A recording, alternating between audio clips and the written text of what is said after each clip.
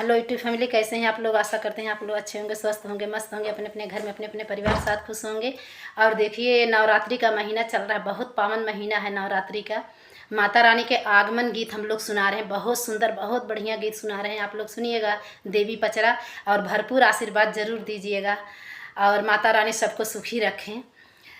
और सुनिएगा और ढेर सारा प्यार दुलार आशीर्वाद भरपूर दीजिएगा हम लोग दोनों बहनों पे। और चैनल पे नए हैं तो चैनल को लाइक सब्सक्राइब कमेंट करिएगा। आप लोग कमेंट का इंतज़ार करेंगे हम लोग। देखिए जुकाम उखाम हुआ फिर भी हम लोग गाना बना रहे हैं किसी तरह। सुनिए।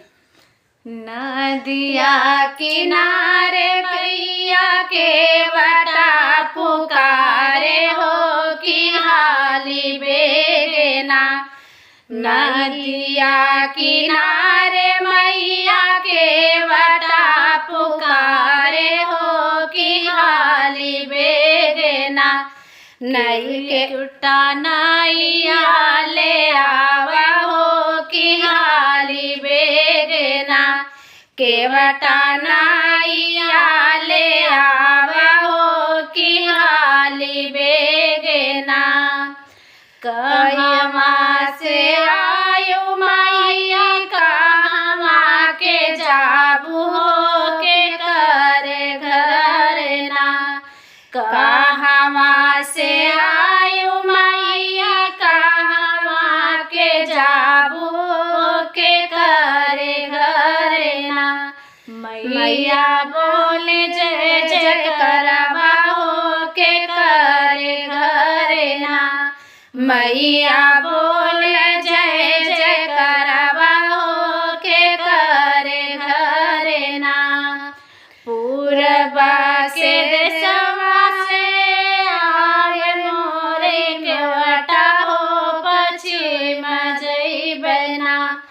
पूरबा के देशवा से आए मोरे केवटा हो पश्चिम जइबना। जइबे अर्चना के घरवा हो कि जय जय बोलना। जइबे सावित्री के घरवा हो कि जय जय बोलना। गैया के गोबरा से आंगना लिपैबे हो कि कलशा भरैबना। गैया के गोबरा से आंगना लिपैबे हो कि कलशा भरबना। ओहे दिया ना जरैबे हो कि कलशा भरबना।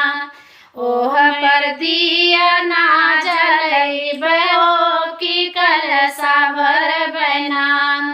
8 दिन मोरे सेवका करी है पूजनवा हो कि नवे दिनवना।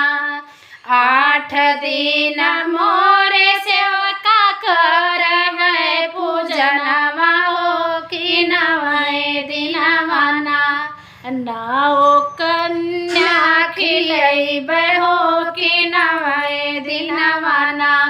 नाओ कन्या खिलैबे हो कि नवे दिनवना। कि भोर बिनु सारा भइले बोले ले चिड़ैया होइया आई गइली ना। कि भोर बिनु सारा भइले बोले ले चिड़ैया मैया आई गइली ना। अर्चना के दुआरिया मैया आई गइली ना। सावित्री के दुआरवा मैया आई गइली ना।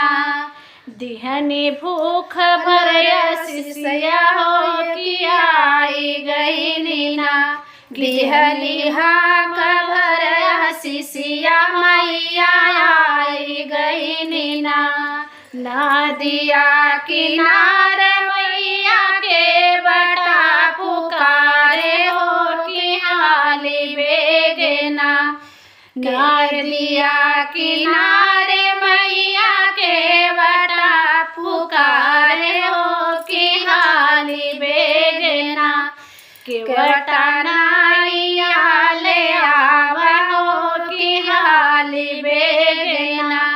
केवटा नाइया ले आवे हो कि हाली बेगना।